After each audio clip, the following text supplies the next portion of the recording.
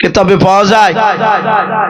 আবু বকরের জীবনীতে আবু বকর সিদ্দিক রাদিয়াল্লাহু তাআলা আনহু নবীজির বাপজি হাতে হাত দিয়ে ঈমান আনার আগে, কলেমা পড়ার আগে আবু বকর সিরিয়ায় নাই শাম দেশে কাপড়ের ব্যবসা করতে গিয়েছিলেন। কাপড় বিক্রি করে বাজারটা ঘুরছিলেন, যে বাজারটা একটু ঘুরে ঘুরে দেখি। আবু বকর একাই ঘুরছিলেন ওই শাম দেশের বাজারে হাটে। একজন ইহুদির আলেম, যারা খ্রিস্টান গির্জাতে বাপজি নামাজ পড়ায় তাদেরকে পাদ্রী বলা হয়, ওরাই হচ্ছে ইহুদির আলেম। ওই খ্রিস্টান ইহুদির বড় আলেম পাদ্রী মশাই তাওরাতকে বাপজি এইভাবে, সে তাওরাত জুব্বুরের হাফেজ পণ্ডিত, তাওরাত কিতাবকে বুকে করে নিয়ে বাপজি ওই বাজার দিয়ে হেঁটে বেড়াচ্ছিল। এখানে অনেক কোরআন শরীফ বাপজি পড়া মানুষ আছে, যারা পড়াও জানে না তাকে যদি বলা হয় যে বাপ এই কোরআনটা নিয়ে যে একটু মসজিদে রেখে দিয়ে শোধেনি, দেখবেন সে কোরআন পড়া না জানলো কোরআনটা হাতে ধরে এইভাবে ঝোলাতে ঝোলাতে নিয়ে যাবে। কথা বলে নিয়ে যাবে না, কোরআনটাকে নিয়ে এইভাবে বাপজি বুকে করে ধরে নিয়ে যায়। আমরা ধরি, কোরআন যারা পড়ে দেখবেন পড়ে অমনি ধরে এমনি বুকে, অনেকে চুমা দেয় মহব্বতে। কোরআনকে বুকে করে নিয়ে বাপজি একটু হাঁটলে, বুকে ধরলে একটু ভিতরে শান্তি পাওয়া যায়। বলুন আলহামদুলিল্লাহ। ওই ইহুদির আলেম তাওরাত কিতাবকে বুকে করে নিয়ে ওই বাজার বাজার বাপজি সেও ঘুরিয়ে বেড়াইছে। হঠাৎ করে আবু বকর তার পাহা দিয়ে হাঁটছিলেন। আবু বকরকে দেখে বলছেন, এই ভাই একটু দাঁড়াও তো। হযরতে আবু বকর সিদ্দিক রাদিয়াল্লাহু তাআলা আনহু বাবা ইহুদির ডাকে নবীজি দাঁড়িয়ে গেলেন, নবীর বন্ধু আবু বকর দাঁড়িয়ে গেলেন। আল্লাহর নবীজির বন্ধু আবু বকর বিশ্ব নবীকে বাপজি তখনো চিনে নাই। হযরতে আবু বকর দাঁড়িয়ে আছে, ইহুদির আলেম আল্লাহর নবীজির সামনে না, নবীর বন্ধুর সামনে যাওয়ার পর পা থেকে মাথা পর্যন্ত বাপজি তাকালো। তাকানোর পর তার কিতাবটা খুলে দেখে বলছেন, ভাই তোমার নাম কি? আবু বকর। হযরতে আবু বকর বলেন, হ্যাঁ আমার নাম আবু বকর। আবার ইহুদির আলেম বলেন, ভাই তোমার আব্বার নাম কি? আবু কুহাফা। আবু বকর বলে, হ্যাঁ আমার আব্বার নাম আবু কুহাফা। ইহুদির আলেমের দুই চোখের কোনা দিয়ে বাপজি ঝরঝর করে পানি ঝরে যায়। আবু বকরকে ডাক দিয়ে বলেন, ভাই তোমার হাত খানা একটু ধরতে দাও। আবু বকর হাত বাড়িয়ে দিলেন, হাতটা নাড়ে আর বলে, ভাই কিছু যদি মনে না করো একটু তোমার পেছন দিককার জামাটা একটু তুমি উঠাও, তোমার পিঠের দিকে একটু তাকে আমি কিতাবের সঙ্গে একটা জিনিস মিলিয়ে নিই। আবু বকর বলে, না আমি আপনাকে জামা দেখাবো না, আপনাকে আমি পিঠ দেখাবো না, আমি আপনার সামনে জামা উঠাবো না। ইহুদির আলেম ডাক দিয়ে বলেন, ভাই তোমার পৃষ্ঠ মোবারকে যদি একটি কালো রঙের যদি দাগ থাকে, ওরে আবু বকর এই তাওরাত কিতাবে পাওয়া যায় আখিরি জামানার একজন দরদি নবী আসবেন, মায়ের নবী আসবেন। ওরে আবু বকর তুমি বড় ভাগ্যবান। শুনে নাও, যে নবীর উম্মত হওয়ার জন্য বড় বড় নবীরা রসুনা তারা দুনিয়ায় কলমার দাওয়াত দিতে এসে বাপজি আফসোস করে বলেছিল, ওগো আল্লাহ আমাকে তুমি নবী রাসূল করে যদি না পাঠিয়েও আখিরি জামানার পয়গম্বর জনাবে মুহাম্মদুর রাসূলুল্লাহ সাল্লাল্লাহু তাআলা আলাইহি ওয়াসাল্লামের যদি আমাকে একটু উম্মত করে যদি পাঠা দাও, ওগো মালিক আমি নবী রাসূল হওয়ার চেয়ে আমি বড্ড খুশি হতাম। বলুন সুবহানাল্লাহ। আমি অনেক জীবনকে ধন্য মনে করতাম। ও বাপজি ভাইরা, সেই ইহুদির আলেম ডাক দিয়ে বলুন, আবু বকর রে, তোমার পেটে কালো রঙের দাগ থাকলে ওই নবীর তুমি জানের বন্ধু হয়ে যাবা। ওই নবীর সাথে আর তোমাকে পৃথিবীর মানুষ কেউ আলাদা করতে পারবে না। ও বাপজি ভাইরাও, আবু বকরের জীবনীতে পাওয়া যায় আবু বকর ঈমান আনার উপর আল্লাহর নবীকে আপন করে বাপজি চিনতে পেরেছিলেন। আল্লাহর নবীজিকে এত ভালোবেসেছিলেন। আল্লাহর নবীজি বাপজি আবু বকরকে বলেছিলেন, ওরে আবু বকর, তোমার নাম আবু বকর? বলে হ্যাঁ। বলে আমি পয়গম্বর রাসূল, আজ থেকে আমি তোমাকে বললাম তুমি শুধু আবু বকর নয়, তুমি আবু বকরের সাথে সিদ্দিক সত্যবাদী। ও বাপজি ভাইরাও, আল্লাহর নবী যা বলতেন আবু বকর বাপজি তাই ঘাট পেতে মেনে নিতেন। আল্লাহর নবীজির কাছ ছাড়া আবু বকর বাপজি যেতে চাইতো না। আল্লাহর নবীর কাছ থেকে আবু বকর বাপজি যেতেন না। আল্লাহর নবী বলতেন, ওরে আবু বকর, তোমার বাড়িতে তোমার বিটি আয়েশা আছে, তোমার বিটি আসমা আছে, তোমার বিবির নাম রুম্মান আছে, যাও তুমি চলে যাও। তুমি সব সময় কেন এখানে থাকো? সবারই পেছনে কেন তুমি যাও, আগে কেন যাও না? আবু বকর কাঁদতেন আর বলতেন, নবী গো, আপনার কাছে আসলে আমি পৃথিবীর সব মায়া আমি ভুলে যাই। বলুন আলহামদুলিল্লাহ। আল্লাহ রাসূলকে আবু বকর বলে, নবী এত বড় ভালোবাসে আপনাকে, আপনার কাছে থাকলে আর আমাকে কোথাও যেতে মন চাই না। ও বাপজি ভাইরাও, আল্লাহর নবীর বন্ধু আবু বকর আল্লাহর নবীর হাত দুখানা জুড়ে ধরে কেঁদে কেঁদে বলেন, নবী গো, বেয়াদবি হলে মাফ করবেন নবী, আপনি আমার হাত দুখানা ধরে ক্ষমা চাইবেন না। আপনি জীবনে কোনোদিন কারো কাছে অন্যায় করেননি, আপনি আমারও কাছে অন্যায় করেননি। আল্লাহর নবী বলেন, আবু বকর আমি তোমাকে ক্ষমা করে দিয়েছি, এই আবু বকর তুমি বসে যাও। আবু বকর বলেন, নবী আমি আপনাকে ক্ষমা করে দিয়েছি, অন্যায় করেননি তুমিও। আল্লাহর নবী যে হাত ওখানে ইশারা করে আবু বকরকে বসতে বললেন, আবু বকর তিনি বসে বললেন। হাজার হাজার সাহাবারা সবাই বাবা থেকে থেকে বাপ যে দৃশ্যকোনা দেখছিলেন। আল্লাহর দরদি নবী আমার আবার দ্বিতীয়বার হাত ওখানে এইভাবে উঁচু করে ধরার পর ডাক দিয়ে বলেন, ওরে ওমর, সাহাবা তুমি কোথায় আছো? দাঁড়িয়ে যাও। ওমর নবীজির পেছন দিকে বাপজি বসা ছিল।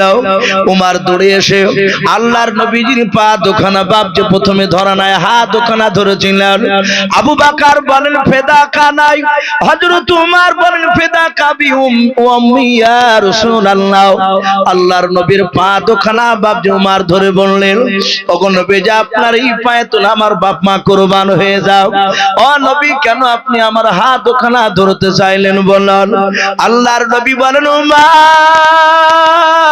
আমি দুনিয়ার বুক থেকে আর বেশি দিন বেঁচে থাকবো না, আমি এখান থেকে চলে যাব, দুনিয়ার বুকে বেশি দিন থাকবো না রে ওমর। ওরে ওমর শুনে নাও, আমার সাথে চলার সময় শুনে নাও, হাতে দাঁড়ায়, জবানের দ্বারায়, পায়ের দ্বারায় যদি তুমি আঘাত পেয়ে থাকো, ওরে আমার ওমর, তুমি দাও মেহেরবান করে আজকে তুমি আমাকে ক্ষমা করে দাও। হযরত আমিরুল মুমিনিন উমর ইবনুল খাত্তাব রাদিয়াল্লাহু তাআলা আনহু আল্লাহর নবীর পা দুখানা জুড়ে ধরে কাঁদেন আর বলেন, নবী গো, ওগো আল্লাহর নবী, যে maaf করবেন নবী, আপনি আমার কাছে অন্যায় করেন নাই নবী গো, কিন্তু আমি আপনার কাছে বড় ধরনের অন্যায় করেছিলাম। ও নবীজি, যেদিন আপনাকে আমি চিনতে পেরেছিলাম না, সেদিন উলঙ্গা তলোয়ার নিয়ে নবী আপনাকে আমি তলোয়ার নিয়ে মারতে গিয়েছিলাম। ও নবীজি, আপনি ক্ষমা করে দেন। আল্লাহ রাসূল বলেন, ওমর, তুমি যেদিন আমাকে মারতে এসেছিলে সেদিন আমি তোমাকে ক্ষমা করে দিয়েছি রে ওমর। ওরে ওমর, তুমি আমাকে বড্ড ভালোবাসো। ওরে ওমর শুনে নাও, আমি অনেক লক্ষ্য করে দেখেছি, হযরতে আব্দুল্লাহ ইবনে মাসউদ রাদিয়াল্লাহু তাআলা আনহু তিনি বলেন, হযরতে আবু হুরায়রা রাদিয়াল্লাহু তাআলা আনহু বলেন, আমরা দেখেছি ওমরকে ঈমান আনার পর, হযরত ওমর ঈমান আনার পর, কলমা পড়ার পর আল্লাহর নবীর কাছে বাপজি বসে থাকতেন, যেমন আপনারা আমার সামনে বসে আছেন। ও বাপজি ভাইরাম, ও পর্দার আড়ালের মা বোনেরাও, আল্লাহর নবী জনাবে মুহাম্মদ রাসূলুল্লাহ সাল্লাল্লাহু তাআলা আলাইহি ওয়াসাল্লাম যখন বাপজি আপনার নামাজ পড়তেন না, নবী যখন সাহাবাদেরকে নিয়ে যখন বক্তব্য দিতেন, আল্লাহর নবীর সাহাবা হযরত আব্দুল্লাহ বিন মাসউদ রাদিয়াল্লাহু তাআলা আনহু, আবু হুরায়রা রাদিয়াল্লাহু তাআলা আনহু তারা বলেন, আমরা দেখতাম ওমর বিশ্ব নবীর চেহারার দিকে চেয়ে থাকতেন। আল্লাহর নবী মাঝে মাঝে বলতেন, ওমর আমি অনেকক্ষণ ধরে সব সাহাবার চেহারার দিকে লক্ষ্য করে দেখতেছি, প্রতিটা সাহাবা একবার আমার দিকে তাকায়, আবার একবার এদিকে দেখ তাকায়। ওরে আবু বকর নাই উমর, কি ব্যাপার তুমি আমার দিকে কিভাবে ফাল ফাল করে চেয়ে আছো, আর তোমার দুই চোখের কোনা দিয়ে ঝরঝর করে কেন পানি ঝরে বললাম? হযরত ওমর কাঁদেন আর বলল, নবী গো আমি ওয়াদা করেছি, আমি প্রতিজ্ঞা করেছি নবী গো, যেদিন আপনাকে এই চোখ দিয়ে আমি চিনতে পেরেছি নবী গো, সেই দিন থেকে আমি নিজে নিজে আমি ওয়াদা করেছি আপনার জীবন দশায় যতদিন আল্লাহ আমাকে বাঁচিয়ে রাখবেন, ওগো আল্লাহর নবী যে আমি আপনাকে সামনে দেখতে পেলে নবী, যতক্ষণ আপনি আমার সামনে থাকবেন নবী গো, ততক্ষণ আমি আপনার আমার এই দুই চোখ ছাড়িয়ে আপনার চেহারা ছাড়া আমি অন্য কোনো দিকে তাকাবো না। বলুন সুবহানাল্লাহ। ভাবতে পারেন কত মহব্বত করতেন ওমর। সেই ওমর নবীর পা দুখানা ধরে বলছে, নবী গো আমি আপনার কাছে অন্যায় করেছি, আমি আপনাকে তলোয়ার নিয়ে মারতে গিয়েছিলাম, আমি প্রথমে চিনতাম না আপনাকে, আমি আপনার চেহারাই দেখেছিলাম না ঈমান আনার আগে। আপনাকে দেখলে আবু জেহেল বলতো যে মুহাম্মদ সাল্লাল্লাহু আলাইহি ওয়াসাল্লামকে দেখলে চোখ বন্ধ করবা, অন্যদিকে মুখ ফিরিয়ে দেবা, কানে আঙ্গুল দিয়ে তোমরা পালিয়ে যাবা, ও জাদুঘর। কাকে বলতো? বিশ্ব নবীকে। আমার আবু জেহেল বলতো, ওই মুহাম্মদ সাল্লাল্লাহু আলাইহি ওয়াসাল্লামের কথা কখনোই শুনবা না। ওরা জানতো আবু জেহেলরা রাসূলের কথা যদি কোনো মানুষ 5 মিনিট শুনে, ওই লোকটা নবীর দলে না হয়ে আর থাকতে পারবে না। বলুন সুবহানাল্লাহ। এটা বেঈমানরা জানতো, এই জন্য তারা বিশ্ব নবীর কাছে ওদেরকে মুঠি বাপজি আপনার কাফেরদেরকে আসতে দিত না। এখনো বাপজি এক শ্রেণীর মানুষ আছে, কিছু মনে করবেন না, এই কথাগুলো সব বাপজি রেকর্ডিং হচ্ছে, দেখছেন তো কতগুলো সব ক্যামেরা ফিট করে দিয়েছে বাপজি, অনেকে লাইভে দেখছে হয়তো ডাইরেক্ট। এখন বহু বাপজি মানুষ এখন আছে, তারা বলে যে ওলামে দেওবন্দের বক্তব্য শুনতে যেও না।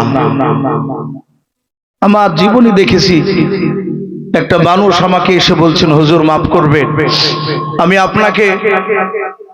আমি আপনার বক্তব্য না শুনে আমি অন্য এক আলেমের কথা শুনে আপনাকে আমি ন্যায় করে আমি গালি দিয়েছিলাম। ভাই আমি তো শুনিনি। তা আপনি নাকি বলে নবীর দুশমন, আপনি নাকি নবীদের বিরুদ্ধে কথা বলেন। আমি আপনার বক্তব্য ঘন্টা 2 শুনলাম, আপনি নেমে ঘরে আসলেন, আমি পেছন পেছন আসলাম। হুজুর আপনি তো নবীর দুশমনী কথা তো আপনি বলছেন না। বাপজি তারাও জানে, ওই এক শ্রেণীর বাপজি ভণ্ড আলেম, তারা জানে যে এদের বক্তব্য শুনলে আমাদের ভণ্ডামিগিরি আর চলবে না। একদম সেম বেঈমান আবু জেহেলরা যেভাবে বাপজি মানুষকে ভালোর দিক থেকে খারাপের দিকে নিয়ে যেত, ভালো রসুলের কাছে আসতে দিত না। এখনো আছে এক শ্রেণীর লোক, তারা বাপজি অনেকে বাপজি অনেক জিনিস পছন্দ করতে চায় না, অন্য লোককে যাইতেও দেয় না। বাপজি আমার সোনা লালেরা, সেই সময় বেঈমান আবু জেহেলরা যত চেষ্টা করেছিল নবীর কথা থেকে মানুষকে দূরে সরে রাখবে, তারা পারেনি। তত বিশ্ব নবীর কথা আরো বেঈমানদের কাছে বেশি পৌঁছাচ্ছে। জোরে বলুন সুবহানাল্লাহ। যত বাধা দিয়ে চেষ্টা করেছে তত তাড়াতাড়ি বেঈমানদের কাছে দ্বীনের দাওয়াত দিয়েছে। বাপজি আমার সোনা লালেরা, আমার বিশ্ব নবী জনাবে মুহাম্মদ রাসূলুল্লাহ সাল্লাল্লাহু আলাইহি ওয়াসাল্লাম নবীজির কাছে ডাক দিয়ে ওমর বলছে, নবী আপনার কাছে ঈমান আনার আগে আমি আপনার চেহারা খানা আমি একভাবে তাকে দেখিনি, আমি আবু জেহেলদের উতবা সাইবা এদের কথা শুনে আমি পালিয়ে যেতাম। আপনাকে দেখলে বাচ্চা ছেলেরা দৌড়াতো। হাদিসে পাওয়া যায় বাচ্চা ছেলেকে তার মায়েরা কোলে করে নিয়ে দুধ পান করাতো। হাঁটতে শিখা বাচ্চাগুলো, হাঁটতে শিখা বাচ্চা মায়ের দুধ পান করে না? যাহাতে বাপজি দুধ খাওয়াতো, দুধ খেত, আর অমনি বাচ্চা ছেলেরা পাহা দিয়ে দৌড়াতো। বলে দৌড়াচ্ছিস কেন? বলে আল্লাহ রসুল এসেছে রাস্তায়, নবী হেঁটে যাচ্ছে, সঙ্গে সঙ্গে ওই দুধ খাওয়া বাচ্চার কানে আওয়াজ গিয়েছে রসুল্লাহ হাঁটছে। সে বাচ্চা ছেলে, দুধ খাওয়া বাচ্চা, বিশ্ব নবীর মহব্বত আখলাক চরিত্র তারাও দেখেছিল। মার দুধ খাওয়াকে বাদ দিয়ে মার কোল থেকে ছুটে গিয়ে মক্কার বাচ্চারা পর্যন্ত বাপজি রসুল্লাহর কাছে দৌড়াতো। জোরে বলুন সুবহানাল্লাহ। বাপজি রসুলকে এত ভালোবাসতো। রহমতের নবী যেদিন মক্কা ছেড়ে মদিনায় পৌঁছালে, দরদি নবী মদিনায় পৌঁছে দেখছেন হাজার হাজার মানুষ সবাই রাস্তার দুই ধারে দাঁড়িয়ে আছে, রসুলকে সালাম দিচ্ছেন, স্বাগতম জানাচ্ছেন। বাচ্চা ছেলেরা বাপজি খেজুর গাছের ডাল ধরে দূর থেকে তারা দেখার লেগে, খেজুর গাছে বাপজি তারা উঠে দাঁড়িয়ে আছে, বাগড়ে ধরে তারা নামলো, রসুলের কাছে সালাম দিয়ে বিশ্বনবীর পাহা দিয়ে চলে যাচ্ছে। আল্লাহ রসুল কাঁদতে কাঁদতে একটা বাচ্চা ছেলেকে তুলে নিলে, মদিনার 4 থেকে 4.5 বছরের বাচ্চাও রসুল কোলে করে নিয়ে বুকে করে নিয়ে বাপজি বলছেন, বাবা আমাকে মক্কার মানুষেরা থাকতে দেয়নি, মক্কার মানুষেরা আমাকে মেরেছে। ওগো বাবা, আমি মক্কা ছেড়ে, আমি মাতৃভূমি ছেড়ে আমি তোমার মদিনাতে এসেছি, তোমাদের দেশে। বাবাই মদিনাতে আমাকে কিছুদিন থুয়ার পর মক্কার মানুষের মতো মারবা না, আমাকে তাড়িয়ে দিবা না তো?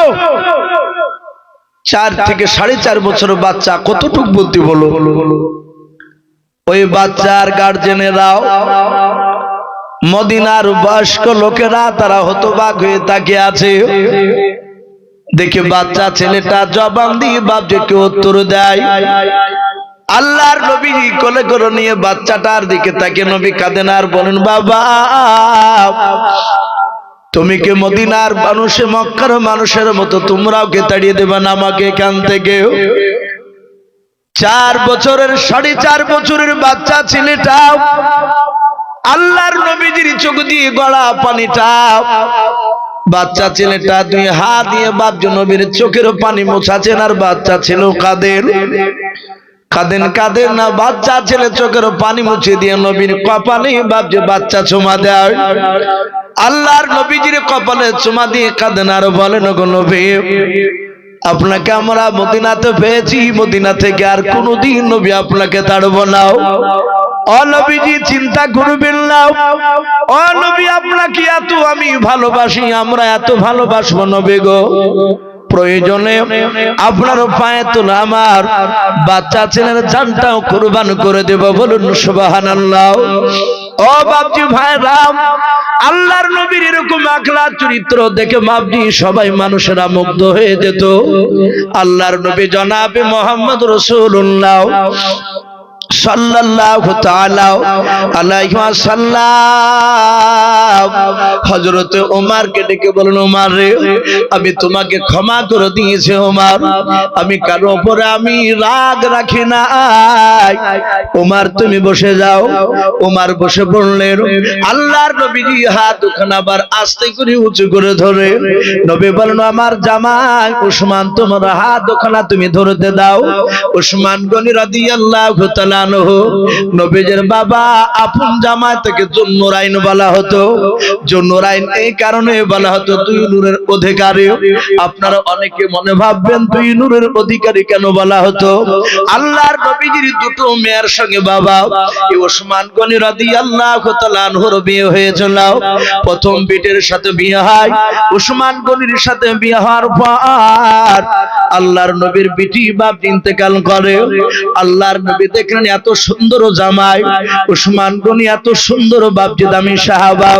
আল্লাহর নবী বলেন, ওরে জামাই কিছু যদি মনে না করো, আমার উম্মে কুলসুম রাদিয়াল্লাহু তাআলা আনহা বেঁচে রয়েছে। ওরে আমার জামাই, তুমি যদি আমার এই দ্বিতীয় মেয়াটা কি যদি তুমি বিয়ে করো আমি দিয়ে দিতাও। আল্লাহর নবীজির জামাই উসমান গনি বাপ রাজি হয়ে গেলেন। এই জন্য আল্লাহর নবীজির দুটো বিটির সঙ্গে বিয়ে হয়েছিল। এই জন্য উসমান গনিকে বাবা দুন্নুরাইন বলা হয়, দুই নূরের বাপ যে অধিকারী বলা হয়।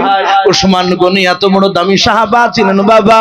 আল্লাহর নবীর কাছে যখন জিবরিল আলাইহিস সালাম কোন সময় কথা বলতে আসতেন, আল্লাহর নবীর দরবার যদি উসমান গনি বাবা দাঁড়িয়ে থাকতেন, উসমান গনির সামনে দেখে বাবা হযরত জিবরিল আলাইহিস সালাম মাথাটা নিচু করে বাপ যে কথা বলতেন লজ্জা অবস্থায়।